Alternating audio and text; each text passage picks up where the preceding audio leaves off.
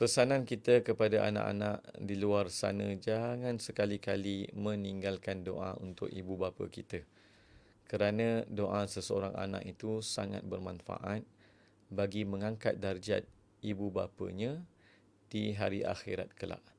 Di sini saya ingin berkongsikan sebuah hadis daripada Rasulullah sallallahu alaihi wasallam berkenaan dengan fadilat yang sangat besar ini, dan bertuahlah bagi mana-mana ibu bapa yang dikurniakan dengan anak yang sering mendoakan keampunan, rahmat dan kebaikan buat mereka, kerana dengan itu kedudukan mereka dan darjat mereka diangkat di sisi Allah Subhanahu wa taala.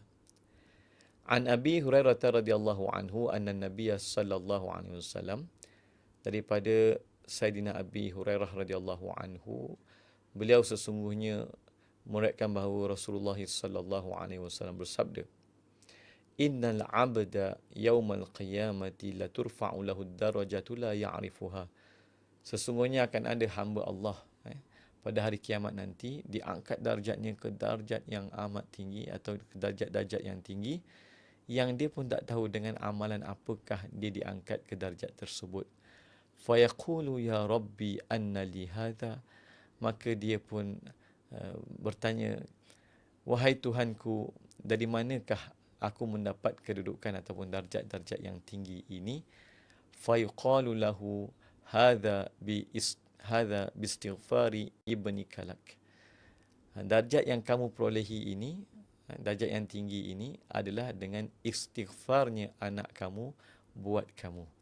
Maka istighfarnya seorang anak kepada bapanya, kepada ibunya akan menaikkan darjat mereka di sisi Allah ataupun di syurga kelak. Bahkan insya-Allah itu adalah salah satu jalan untuk menjadi anak-anak yang berbakti kepada kedua ibu bapanya. Maka tuan-tuan, jangan tinggal amalan ini dalam setiap kali doa kita. Bertuahlah anak yang mendoakan bapanya, ibu bapanya, dan bertuahlah ibu bapa yang dikurniakan anak yang sentiasa mendoakan mereka. Semoga bermanfaat.